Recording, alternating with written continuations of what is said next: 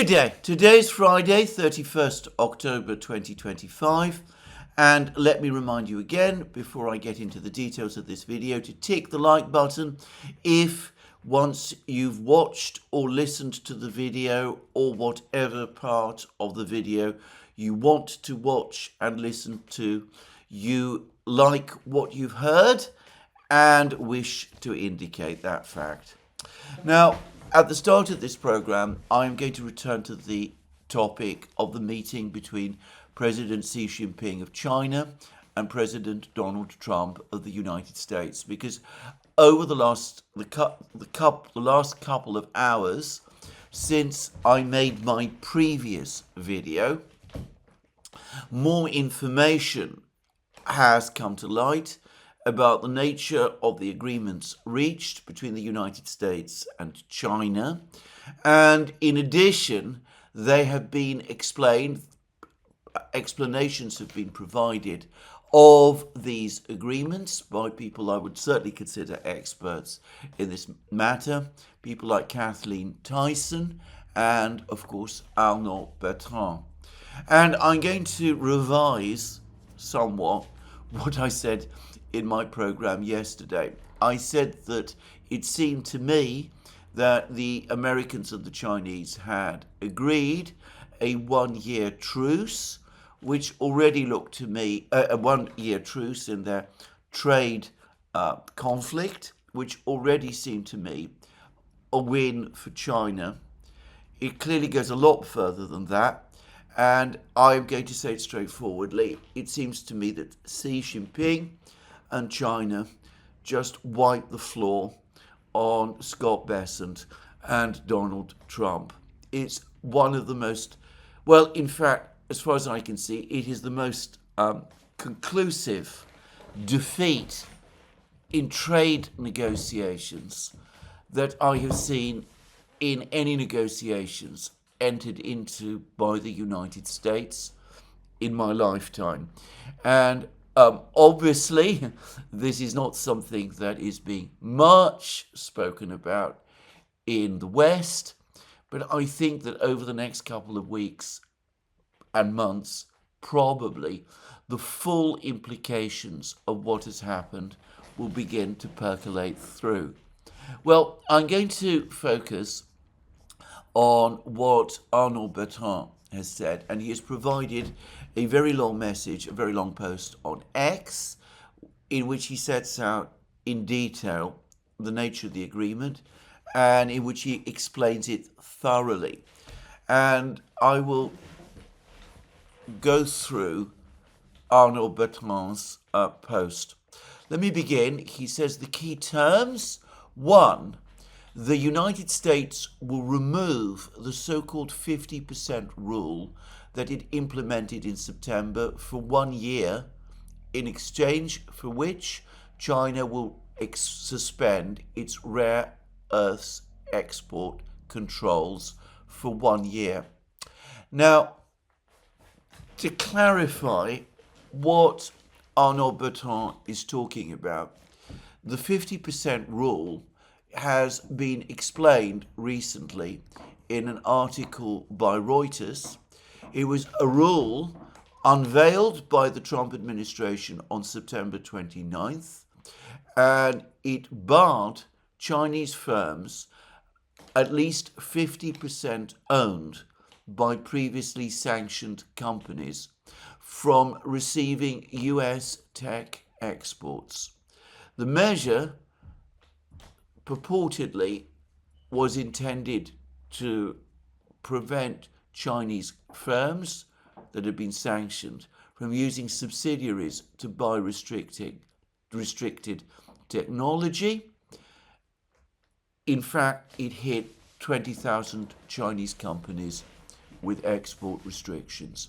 Anyway, now returning to what Arnaud Bertrand says, the removal of the 50% rule is absolutely key, yet almost no media is reporting it, only mentioning that China had agreed to suspend its rare earths exports controls for 1 year.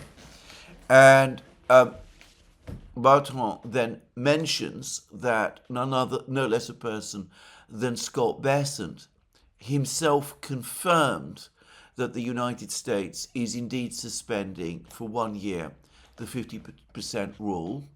And then Arnaud Bertrand continues, the 50% rule was the main reason why China retaliated with the rare earths export controls. It was a huge escalation by the United States, increasing the number of Chinese companies on the entity list, that is to say the sanctions list, by 14 times, from 1,400 companies to 20,000. Meaning 14 times more Chinese companies were cut off from the Western financial system, forbidden to use the dollar, etc. And then he says something which I find quite interesting. It is the key to understanding the Nexperia debacle. The 50% rule would have put Nexperia on the sanctions list, the entity list, and the United States told the Dutch that the only way Nexperia could escape US sanctions was to get rid of Chinese ownership in the company. The Dutch therefore moved to seize the company away from Chinese ownership almost simultaneously with the introduction of the 50% rule. And Bertrand speculates whether, now that the rule has been suspended for a year, the Dutch will return Nexperia to its actual Chinese owners. Well, there's a number of points to make about this. I have no doubt at all that Arnaud Bertrand is right, that it was indeed this massive expansion of the sanctions list which took place in September, shortly after the Madrid trade truce was agreed, and that must have infuriated the Chinese intensely.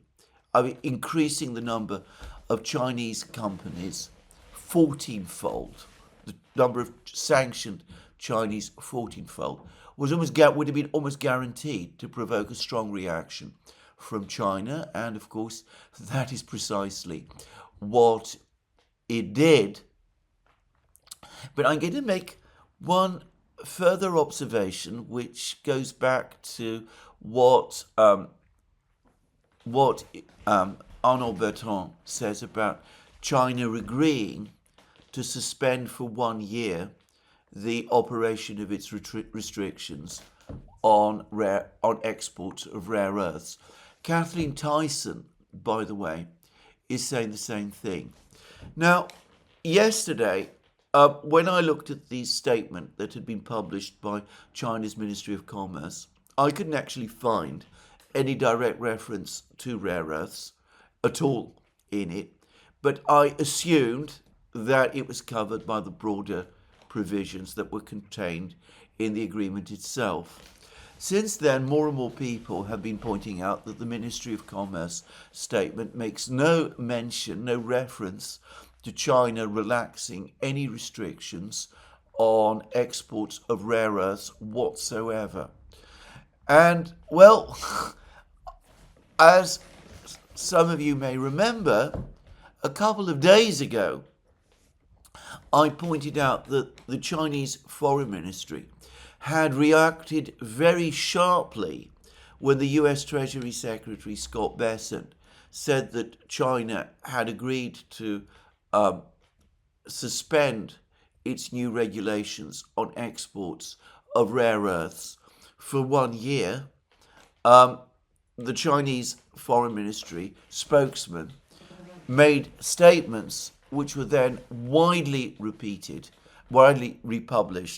in the Chinese media, which all but called Scott Bessent a liar. Now, the Americans are saying that the Chinese have agreed to suspend for a year the operation of the rare earths regulations, the new rare earths export regulations. I had assumed that some Chinese official had confirmed this, but I have found no such confirmation at all. Now, it may be that I am missing something. I often am. But I haven't seen anything about this at all. As I said in my program yesterday, the Chinese readout of the meeting between Donald Trump and Xi Jinping makes no mention of rare earths at all. So could it be, just now throwing the idea into the open, that the Chinese have told the United States that they're not going to relax or change their rare earths regulations at all, that they remain in effect, but that China does not anticipate enforcing them for a period of 1 year, which would be close to what the Americans are saying, but not exactly the same as what the Americans are saying. Just saying. Anyway, I ought to say that the agreement to relax, or rather to do away with the 50% rule for 1 year, given what has happened, I think it must be highly unlikely that the United States is going to reimpose that 50% rule anytime soon, at least not whilst China has the massive advantage in which it is now in through its monopoly export controls of rare earths and the various other trade rules that China also has. Anyway, then Arnaud Bertrand goes on to say this: the United States will drop its overall tariffs on China to 47%, meaning that China now benefits from 16% tariffs as part of the Liberation Day tariff policy. Now, I think what Arnaud Bertrand is saying here is controversial, but I think he is right. But anyway, this is what he says. Trump will mention the overall number to make it sound like he didn't cave on his Liberation Day tariffs. But when one looks into the details, China actually negotiated him down to approximately 16% on the Liberation Day tariffs, the extra 34% tariffs that he imposed on China over and above the tariffs that were already in existence at that time. So they're now down from 34% to 16%. That was what they were initially going to be, 34% in April, and of course way down from the 125% peak that they hit in the early summer when China began to take retaliatory trade measures. And in addition, Arnaud Bertrand says the Chinese also got the so-called fentanyl tariff cut by half on top of that. And then Bertrand explains it. Tariffs on Chinese goods were already standing at a weighted average of 20.7% before Trump took office. After taking office in February and March, before Liberation Day, Trump added 20% on top of that in the form of fentanyl tariffs. So before Liberation Day, the overall tariff on China was already 40.7%.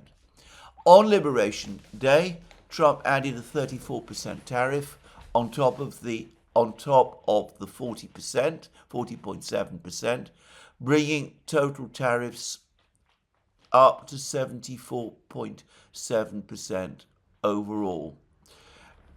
And then Bertrand continues, the fact that the overall rate is now down to 47%, given the fact that the deal includes a 50% reduction on the fentanyl tariffs, means that China has now negotiated the Liberation Day tariffs down to 16%, And that means that we now have 20.7%, which is the tariffs that China was already paying before Trump took office, 10% plus 10% for fentanyl, plus 16% Liberation Day tariffs. So a very sharp reduction. It's gone down, in other words, from 74.7% on Liberation Day to just 47% now.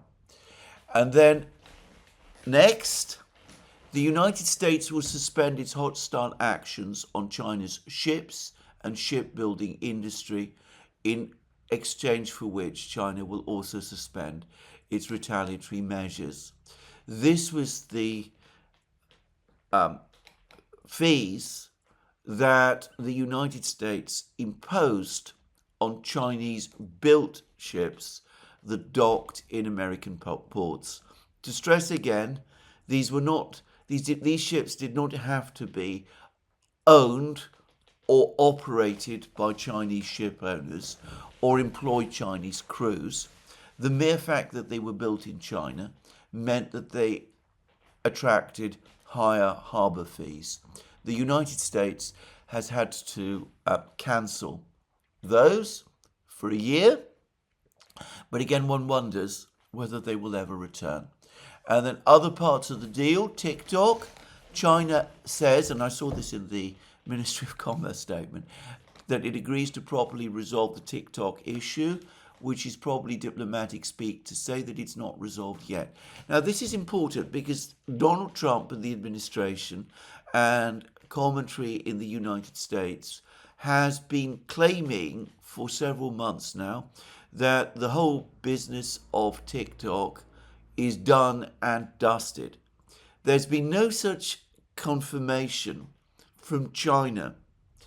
And the Chinese, in the Ministry of Commerce statement, are in effect saying that actually nothing has been agreed between China and the United States about TikTok, and that they do expect discussions to take place between China and the United States, finally to resolve this issue about TikTok. And then, as Arnaud Bertrand points out, that soybeans, China does indeed agree to buy more soybeans. There's obviously the fentanyl cooperation, which I don't suspect will amount to very much, and handling of individual enterprise cases. And Arnaud Bertrand points out that this is a pretty opaque language. This is from the Chinese Ministry of Commerce, that suggests both sides discussed how to handle specific company issues, Nvidia, Huawei, Nexperia, and that they reached consensus on this. My own view is that that's just flannel. I don't think it actually means very much at all. And then Bertrand continues that by mentioning that, by comparing the deal that's been done this time with the phase one deal that the Trump administration was able to negotiate with China over the course of Trump's first term, and he points out how much more favorable that phase one deal was to the United States, and he also, in this same post, references that same comment that I also referenced in my program yesterday, made by Xi Jinping to Donald Trump and repeated in the Chinese readout of the meeting between him and Donald Trump, in which Xi Jinping, well, apparently on one occasion he called China a giant ship going through winds, US-China relations going through winds, waves and challenges and all that, but also China, the great ocean, the giant ocean, its economy as vast as an ocean, resilient and capable of meeting any challenges. Well, there it is. I mean, I cannot see this whole meeting between Trump and Xi as anything other than a defeat for Trump and perhaps in some respects a humiliation of Trump. It explains the body language, the icy body language of Xi Jinping, who had come basically to make sure that Trump agreed to what had been conceded and that it was all set down in writing. And Trump engaging in his usual, well, horsing around a little, perhaps doing so almost to an excessive degree, unusually extreme degree on this occasion. He lost, and he knows it, and his strange behavior, well, perhaps not so strange for Donald Trump, but his behavior underlines the fact. Now, I mentioned in my program yesterday that there is no sign at all that the Chinese made any concessions about relations with Russia to the United States whatsoever. Even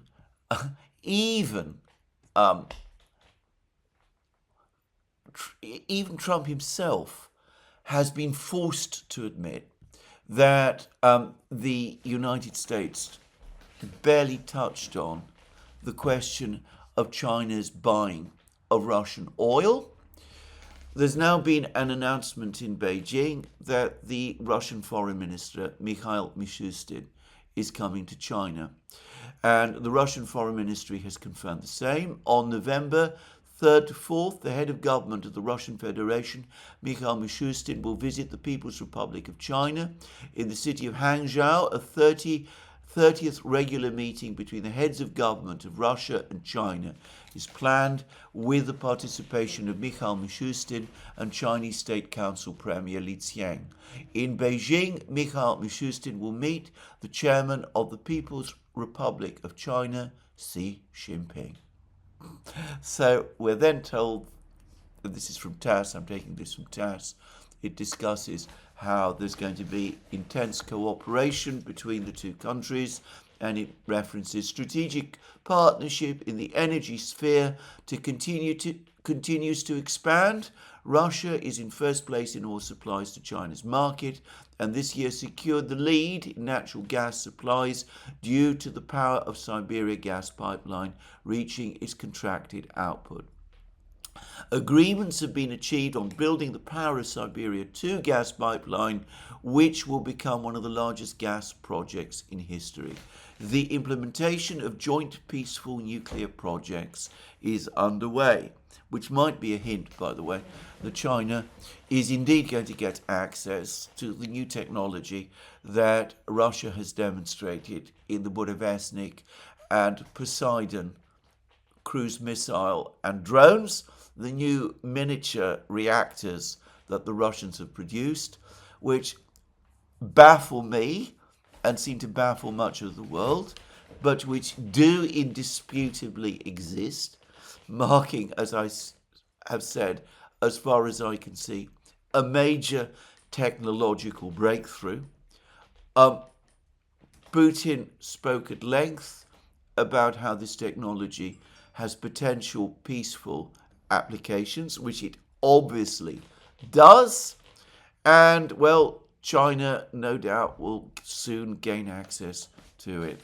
And it doesn't seem, as I said, as if all of the brave talk from President Trump about getting China to distance itself from Russia, about China reducing its purchases of Russian oil, it doesn't seem as if any of that was true. And we now have more reports from Reuters, from India, Indian Oil Corporation, the country's top refiner, has bought 5 cargoes of Russian oil for December.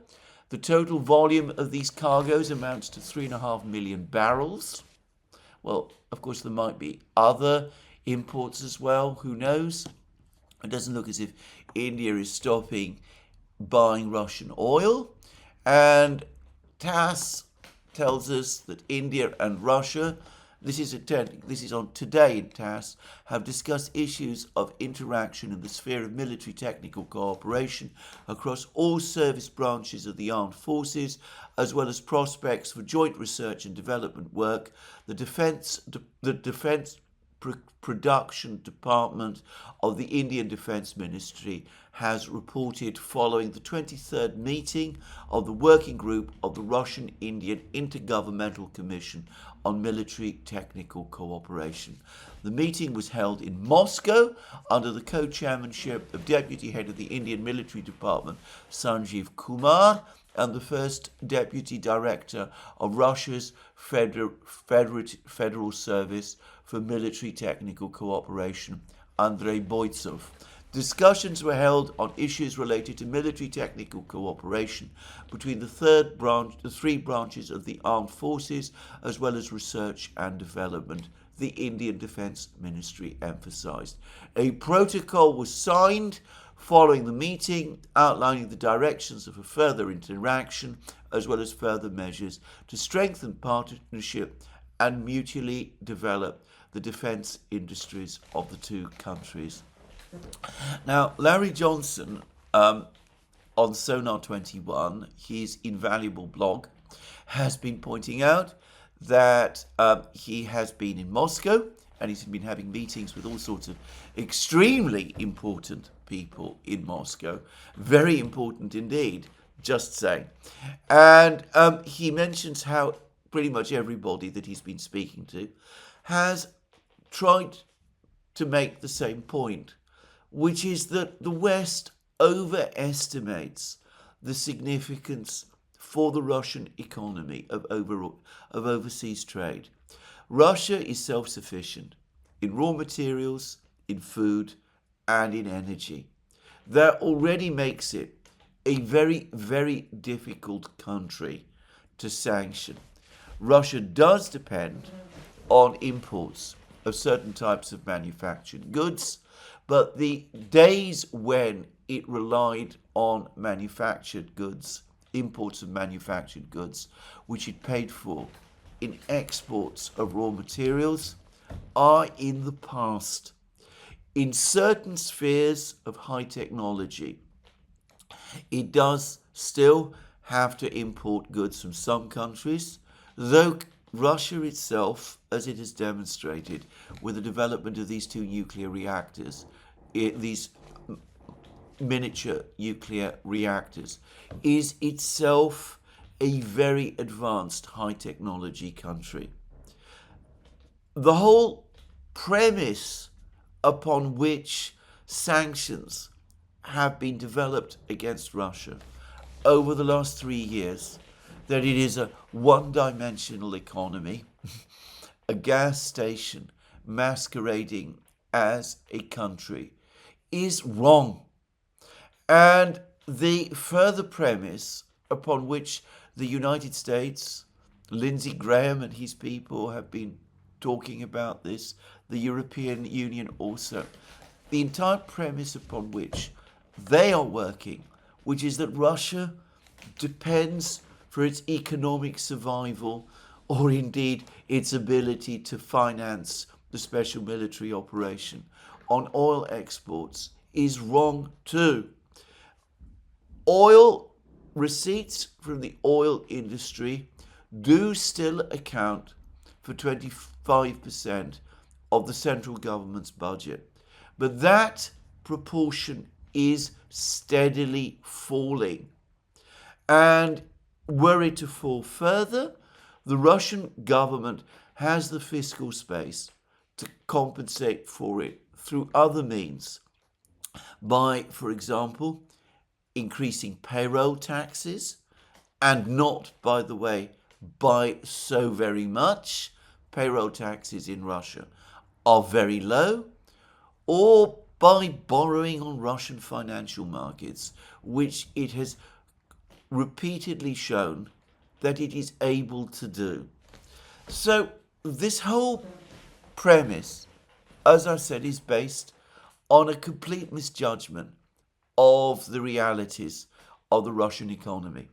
But as we can see, despite the Lukoil Rosneft tariff that the United States announced a week ago, the claims that the Chinese and Indian governments were turning their backs on Moscow were wrong. I'm afraid there is something else about this affair, this whole affair between China and the United States, and that is that, again, the United States is saying things, is making claims about things that the other side supposedly agreed to, which are just not true. We've had Donald Trump's claims that he brokered a ceasefire between India and Pakistan, and I am now absolutely certain that that did not happen. Pakistan asked India for a ceasefire because the balance of the war, of the fighting, was starting to turn against it. India agreed. Trump had a marginal role. Trump has claimed that over a course of a telephone call with Modi, which never took place, Modi gave him an assurance, which he never did, that India would stop buying Russian oil. We can see that India is continuing to buy Russian oil. And we've had claims that China has made concessions, which it doesn't appear from Arnaud Bertrand's account that it has done. Even Trump's announcement that he is going to China in April needs to be treated with great care, because, to repeat again, if you look at the Chinese readout of the meeting between Trump and Xi Jinping, it turns out that Trump basically invited himself to China in April. He has not yet had an agreement from the Chinese to host him in April, or indeed any time next year at all. One could go back and discuss the telephone conversation between Putin and Trump that took place 3 weeks ago. Trump rushed out a statement on Truth Social claiming that he and Putin had agreed to meet in Budapest. The Russian readouts, comments and briefings said no such thing. The Russians, on the contrary, said that they were open to a meeting in Budapest. This time, unlike the meeting in Alaska, it needed to be very, very carefully prepared. Eventually, when it became clear that the Russians were asking questions and demanding answers, which Trump did not want to give, Trump called the meeting off. Again, it seems to me he claimed that the Russians had agreed to something which they had never done. Now, foreign policy cannot be conducted in this way.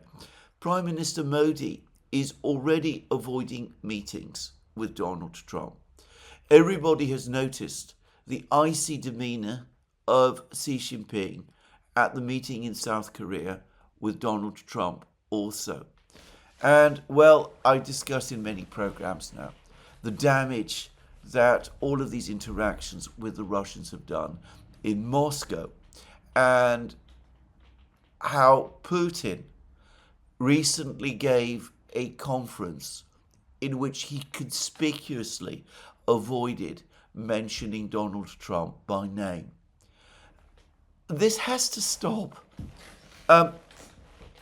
If leaders cannot trust the President of the United States and his officials in conversation, diplomacy simply cannot take place. Now, we have another example of this morning. We have something which, again, obviously originates from within the United States government. We've had a bogus story in the Financial Times from a few days ago, a few weeks ago, that Putin bored Trump with a long lecture about the history of the conflict in Ukraine at their meeting in Alaska, and that Trump became so enraged that he almost walked out of the meeting, and he called the entire meeting short. He cut the whole meeting short. And I've already explained that this is obviously wrong. It bears no relationship to what Trump himself said about the meeting in Alaska at the time. He said it was a 10 out of 10 meeting, in fact, as I now recall. And anyway, the Russians have themselves provided their far more plausible, in fact, undoubtedly correct account of what actually took place in Alaska, which is that what Putin wanted to talk about when he met with Trump was not the history of the conflict, important though that is, but the offer that Witkoff brought with him to Moscow, and which Putin, perhaps alone within the Russian leadership, was minded to accept. And Putin went through that offer step by step, clause by clause, paragraph by paragraph, over the course of the meeting with Trump, asking Witkoff, who was sitting next to Trump, whether he'd understood the proposal correctly, and Witkoff said that he did, and then Putin said that he was, on that basis, prepared to work with it and to move forward with it.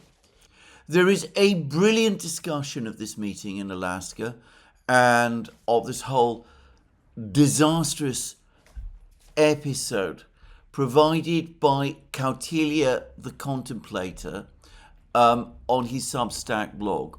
And its title, for those who want to find it, is The Collapse of American Diplomacy from Strategic Statecraft to Political Spectacle. And over the course of this article, Kautilya the Contemplator goes through the whole ghastly affair step by step and points out, borrowing a phrase from Lavrov, that what has happened since Alaska is that Moscow has been waiting for an American response to an American proposal, to the proposal that Witkoff presented to Putin in August. And as Kautilya correctly says, this captures the tragicomic collapse of coherence at the heart of US diplomacy. This absence of clarity is even more astonishing, considering that Trump has reversed his position from declaring in Alaska that a broader peace agreement, not a ceasefire, was required to end the conflict, to now demanding a complete ceasefire all over again. And he says these developments are more than an embarrassment. They signal institutional disintegration. And I think this is absolutely correct. The article, by the way, really does deserve reading because it dissects and explains what has happened. Well, as far as I can see, better than anyone has done, and more thoroughly too. And perhaps, if I could say, it gives an Asian perspective to the whole affair, which, given that we are looking at the rise of Asia, is perhaps particularly important. Just saying. Anyway, the point is that Lavrov has now set it all out. He's now provided a clear explanation of what happened in Alaska, of what happened since, of why the Budapest summit has not happened, which is that the United States is unable to move forward with its own proposal. The Financial Times, however, in an article published today, which is clearly sourced from officials within the U.S. government, would have us accept a different story. Supposedly, what caused the United States to call off the summit meeting in Budapest was a tough memorandum from the Russian Foreign Ministry and a tense telephone conversation between Lavrov and Rubio. And what did that tough memorandum from the Russian Foreign Ministry that supposedly caused all the trouble, what did it actually say? Well, according to the Financial Times, the memo sent to Washington underlined the same demands to address what Putin calls the root causes of his 3.5-year invasion. These include territorial concessions, a steep reduction of Ukraine's armed forces, and guarantees it will never join NATO. In other words, the long-standing and well-known Russian demands, the demands that they have set out time and again, which they laid out at the meeting in the Foreign Ministry on the 14th of June 2024, that they have repeated at various times since. And the demands which the proposal Witkoff brought with him to Moscow was supposed to address. Putin, over the course of the brief press conference that took place in Alaska, said clearly that the way forward was to address the root causes of the conflict. And the President of the United States, Donald Trump, was sitting next to him, giving every indication of agreement. So, I don't know what this Russian memo said, given that the United States has recently invented a telephone conversation between Prime Minister Modi of India and the President of the United States, which never happened. Perhaps this memo doesn't even exist. I assume it does exist, and I assume that it did, of course, clarify again Russia's long-standing proposals. But going back to what Lavrov is saying, has been saying, what Lavrov has disclosed, the Russians, probably in that memorandum, were again asking the Americans for their response, for, as Lavrov puts it, and Katilia also puts it, the American response to America's own proposal. The Financial Times article is, well, unique in that it does imply, to some extent, it does reference slightly the fact that Lavrov has in fact been making certain comments about the diplomacy and the diplomatic action. But it completely misrepresents them. It says this, it says that in an interview with a Hungarian YouTube channel on Sunday, Lavrov said Putin had told in Alaska that Russia would agree to US peace proposals, but no direct answer followed. Full stop. Though Trump did endorse Putin's call for a comprehensive peace deal, the United States has since reverted to demanding an immediate ceasefire. Well, yes, all that is true, but this doesn't say that Lavrov also said that Witkoff, Trump's envoy, came to Moscow with a fully thought out proposal, which Putin went over with Witkoff and Trump in Alaska and said that he accepted. Anyway, I'm speechless that all of this is taking place. But to repeat again, this is not how diplomacy should be conducted. We see, as I said, that Narendra Modi is now avoiding meetings with the President of the United States. We see that the Chinese president has not only had a discussion with the President of the United States, which was clearly icy, but that it resulted in an agreement in which China straightforwardly wiped the floor and apparently had every intention of doing so because of the total collapse of goodwill. The same is going to happen before very long with the Russians. Now, this now brings me back to the topic of the war, because again, the Financial Times, as it always does,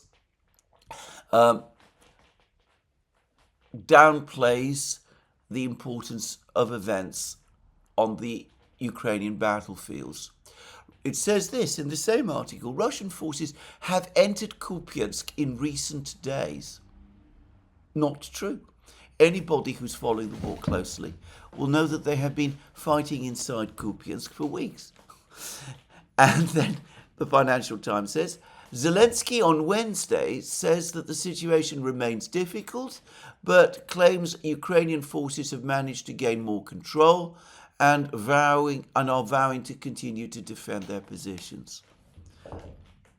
I know of nobody who believes that in the Kupiansk area the Ukrainians have made any substantive gains, except those who take their views, their understanding of the conflict from Zelensky himself. And because Zelensky says something, that doesn't make it true.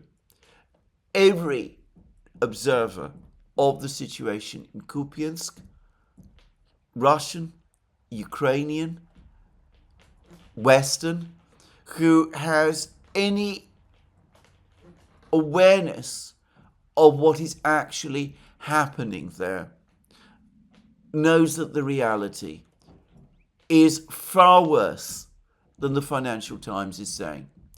And that the Financial Times goes on to say the foothold on the western side of the Oskol River gives Russian forces another launch pad from which to attack the remaining part of Donbass region. It's not just a foothold. We're not even talking about a bridgehead anymore. That was perhaps a legitimate way to describe it a year ago when the Russians first crossed the Oskol River. But they are now well positioned, far beyond it. Just saying. Again, it doesn't do any good to pretend these things or to continue to repeat these fairy tales that Zelensky and his officials in Kiev are still generating. Anyway, that now brings me to the realities on the front lines. And here I will say that entirely unsurprisingly, President Zelensky has and his government have rejected the Russian proposals that journalists should visit the area of the cauldrons in Pakrovsk and Kupiansk, the proposal that President Putin made. I don't think anybody expected seriously that Zelensky would ever agree to this proposal. And by extension, by the way, they've also rejected ceasefires in this area.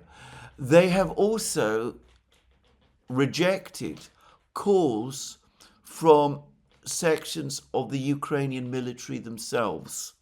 I've seen these on Telegram channels, that Pakrovsk itself be abandoned, that an order to withdraw from Pakrovsk be given. Zelensky has said over the last couple of hours that there's been a massively successful counterattack in northeast of Pakrovsk. He claims that Kucherov Yar and other villages have been recaptured by the Ukrainians, and he claims that the Ukrainians have taken 2,000 Russian prisoners. Well, that may or may not be true, but this morning I noticed that Redovka gives a completely different account of the fighting in northeast of Pakrovsk. It says that there had indeed been major Ukrainian counterattacks in precisely that area, but that the counterattacks were unsuccessful, that the pendulum has swung back in Russia's favor, and that the Russians are once again in control of the village of Kucherov Yar. Now, sometimes Redovka has been ahead of actual reports, actual events. It's reported things that have not always happened or have not yet happened. It has also sometimes been straightforwardly wrong. But mostly it has been reliable. And about the fighting in and around Pakrovsk, it has been especially reliable. Given a choice between whom I would believe, Redovka or Zelensky, well, it's no contest. I would believe Redovka every time. That's not to say, as I said, that they're always right. It's just that Zelensky is, to put it mildly, an unreliable narrator of these events. Anyway, what is the situation in Pakrovsk itself? Well, we've actually had quite a lot of video footage and reporting from inside the Pakrovsk cauldron, the area in Mirnograd and Pakrovsk, and in the open fields between those two settlements, where the Ukrainians still have what might be called organized forces. I say that, I've no doubt that there are stragglers all over Pakrovsk, Ukrainian stragglers, and maybe even entire units, entirely cut off from each other and submerged in the flood of the Russian forces that have now moved into Pakrovsk. Fighting of that kind, no doubt, is continuing to take place, and mopping up operations, no doubt, are happening. But anyway, the fact that there are still stragglers, no doubt, holding out in Pakrovsk itself is of no significance. There is an area of territory, mostly in northeastern Pakrovsk and perhaps northeastern Mirnograd, where the Ukrainians still have what might be called organized forces. Anyway, these forces are cut off. There are further reports today of more Russian advances northwest of Pakrovsk in the open fields. I'm getting the impression that the Russians are now moving towards the village of Grishinyo. They must be very, very close there. Grishinyo is a village west of Pakrovsk, which is just north of the main road, the main supply road.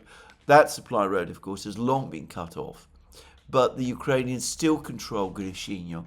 And there's been reports that the Ukrainians have been concentrating their various relief forces in Grishinyo, the forces they use to try to break the siege of Pakrovsk itself. The Russians seem to be edging closer to Grishinyo, and it may be that before long they will conduct an attack, a direct attack on those Ukrainian forces in Grishinyo itself. Anyway, the Russians, as I said, are clearly north of Pakrovsk. There are still places in Pakrovsk itself, in northeastern Pakrovsk, north of the railway lines, that still fall inside this area of Ukrainian control that I have been talking about. But the Russians are shrinking this area all the time. And I have to say, my impression is that there isn't very much resistance from the Ukrainians anymore. They're not exactly surrendering. In fact, they're not surrendering, but they are holding ground. They're not holding ground. When the Russians come, apparently they quickly retreat. And the same appears to be true in Mirnograd. There's now video footage showing the Russians in northern Mirnograd, and probably again the Ukrainians still control a stretch of Mirnograd, but I doubt that they control very much. And in the area between Mirnograd and Pakrovsk, there are a number of settlements. This is basically a continuous built-up area, but the settlements between Pakrovsk and Mirnograd are smaller, and the buildings are lighter. They're probably dachas and residential buildings, 1 or 2 story residential buildings. Anyway, the point is that the Russians now are entering this territory as well, and it could be that before long the cauldron in Pakrovsk that I've just been describing is going to be split into 2 or even 3 parts. Maybe a third part in the south, where there are reports that the remnants of a Ukrainian brigade are now surrounded. A second part in northeast Pakrovsk and in the area just north of Pakrovsk, and a third area northeast Mirnograd and just outside Mirnograd too. When that happens, when the cauldron itself becomes fragmented and subdivided into mini cauldrons, and I suspect we are probably days or hours or at most days from that point, then it is the end. I cannot imagine that in that kind of situation, resistance can continue for very long, and at that point we will probably see a collapse. There does not seem to be any route that the Ukrainian troops can use to escape. I don't know exactly what form the collapse will take, but I would be surprised if there aren't large numbers of people surrendering on this occasion, because realistically, what else can they do? Now, in Kupiansk, it's more difficult to get a clear picture of what is going on. But the reports I discussed yesterday that the Russians have advanced further south on the west bank of the Oskol River appear to be true, and they appear to have gained control of all the potential remaining crossing points. And I understand that the condition of the Ukrainian troops in the industrial area of eastern Kupiansk, east of the Oskol River, is in some respects even worse than that of the soldiers who are surrounded in Pakrovsk. The inability of people in the West, at least the media in the West, to acknowledge this dreadful reality is startling, but there it is. These cauldrons indisputably exist, and they're arriving closer to their crisis point. Anyway, elsewhere, the Russians have now, as far as I can see, fairly practically sorted out all of the problems that they had on the Yanshur River in Zaporozhye region. I think I'm right in saying that the only important settlement that they have to capture there is Uspenivka. All of the others have now fallen under Russian control. The Ukrainians are going to have to retreat from Uspenovka before long, because if they don't, they will be surrounded there.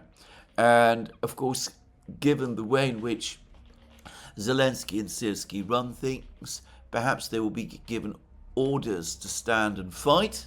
But of course, in that case, we're just going to have another cauldron, a smaller one, this time in Uspenovka.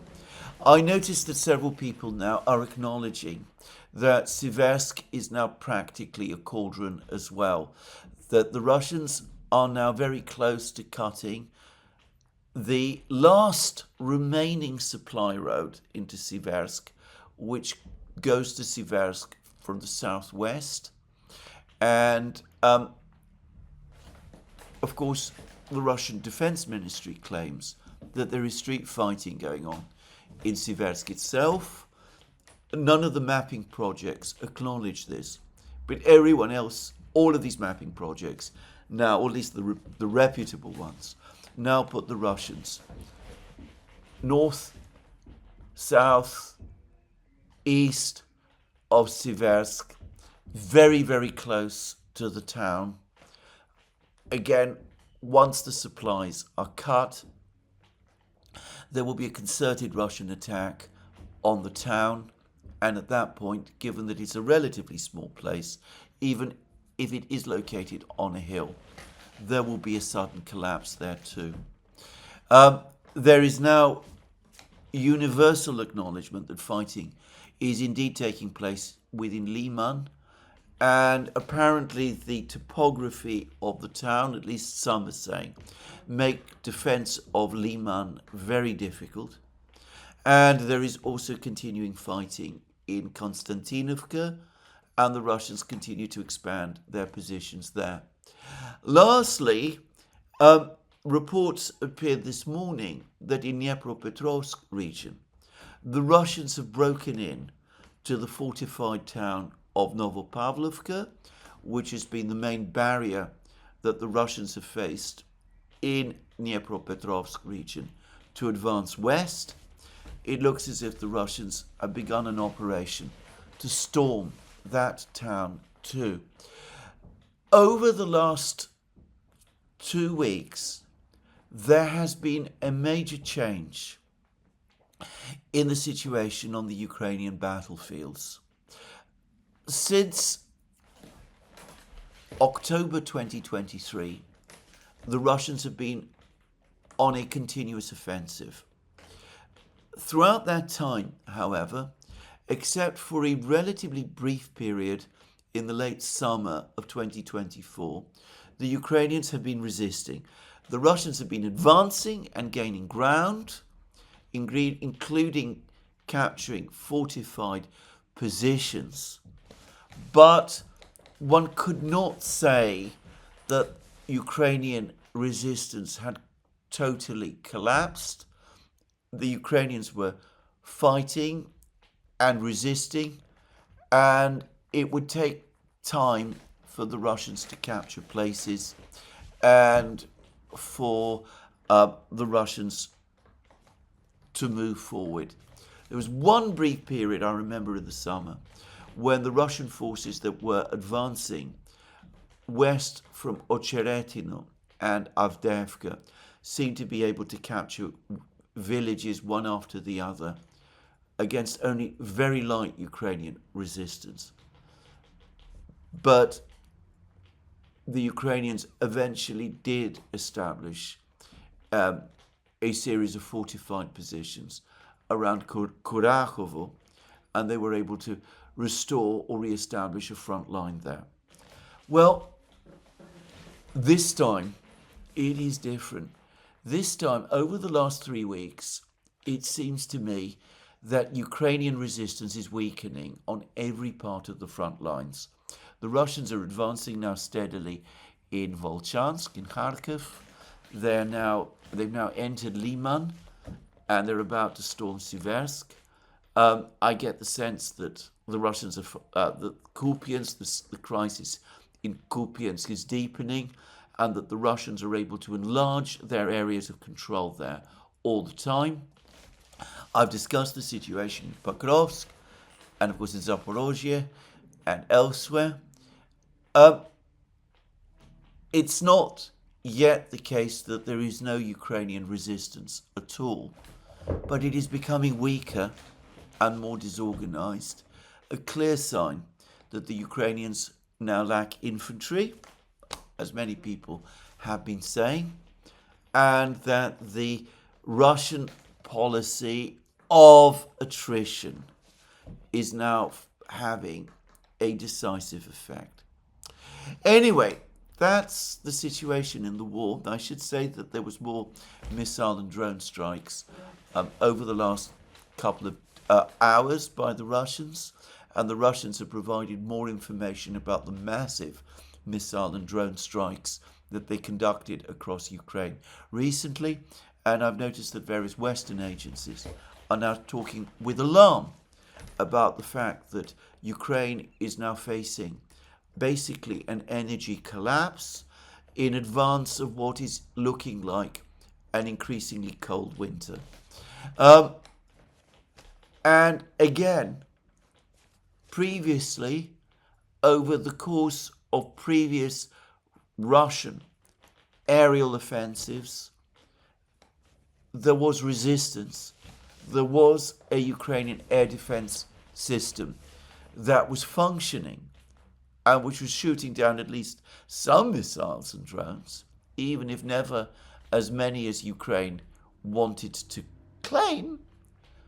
But to be frank, I don't get the sense of an air defense system, an organized air defense system, now operating over Ukraine like that anymore. Well, maybe one shouldn't jump ahead. Maybe something will happen over the next few weeks and months that will pull everything together. I'm not sure what it's going to be. But anybody who is realistic will acknowledge a worse military crisis, Ukraine facing a worse military crisis than any one of those that it has faced up to now at any time. It is a much worse situation than the one which existed in February and March 2022, when the Russians were outside Kiev. The Russian forces in Kiev were not there in any great number. There were negotiations going on between the Russians and the Ukrainians, which on the Russian side appeared to be conducted in good faith, and help from the West was coming. It doesn't look to me to be like that this time anymore. There are now growing concerns that the West is not going to be able to continue to fund Ukraine beyond the spring. The 140 billion euro loan extracted from the Russian assets was the last throw of the dice, as far as I can see.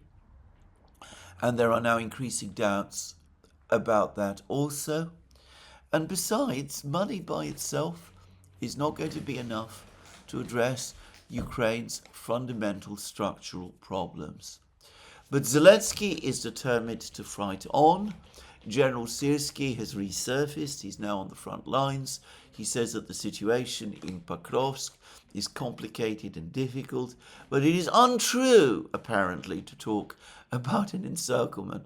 Ukrainian soldiers and people like Berlinskaya and Bezuglaya and others might be talking about an encirclement in Pakrovsk, but Syrskyi assures us that that has not happened. That is not happened.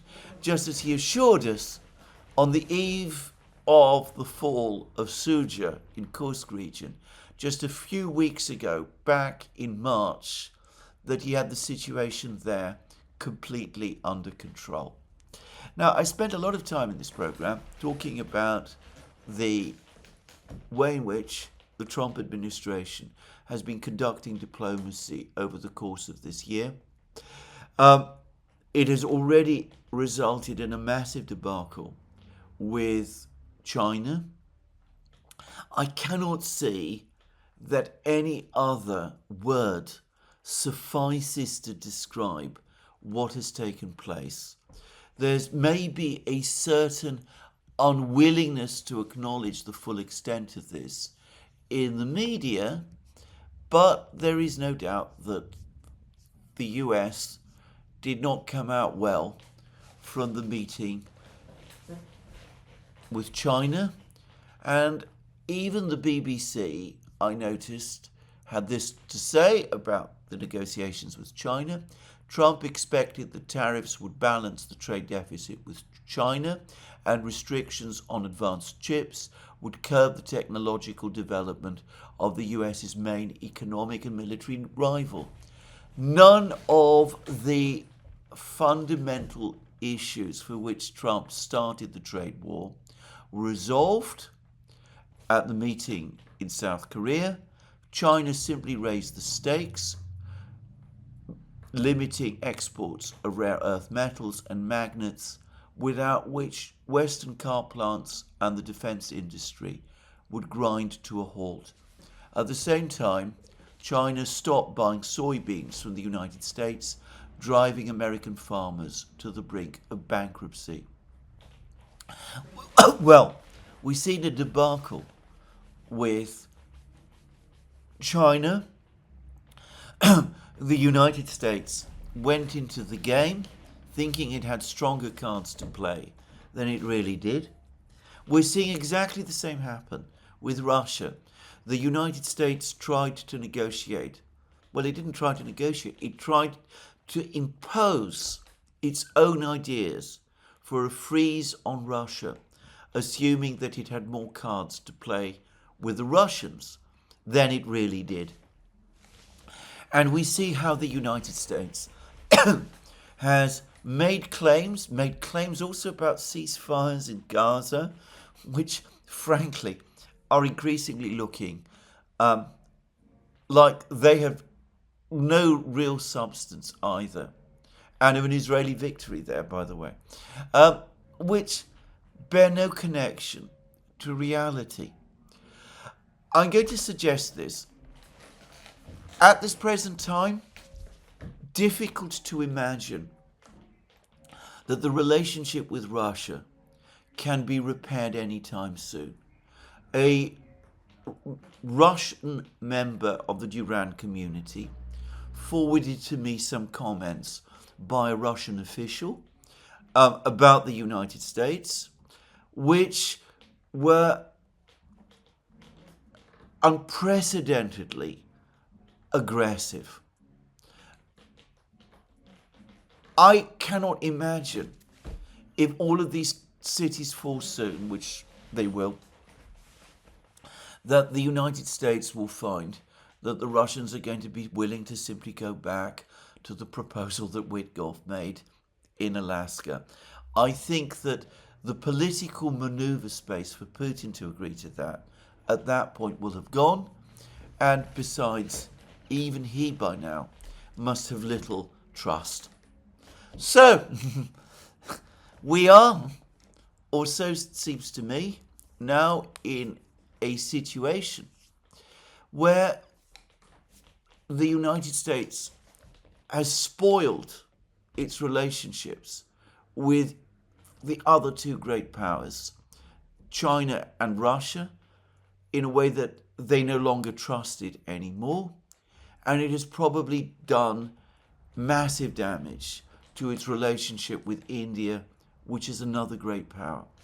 The United States needs to take a step back, think about where it actually is, rethink the way it conducts its foreign policy, and conduct foreign policy again in a more conventional way.